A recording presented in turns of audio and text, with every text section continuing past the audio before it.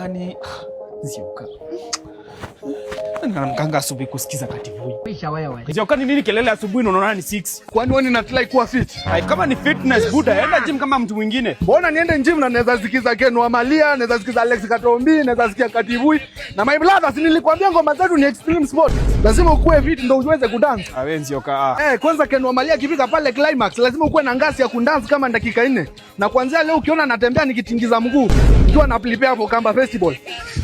Sasa fanya hivi, wewe punguza volume, kuna watu wengine tunataka kulala basi. Hello.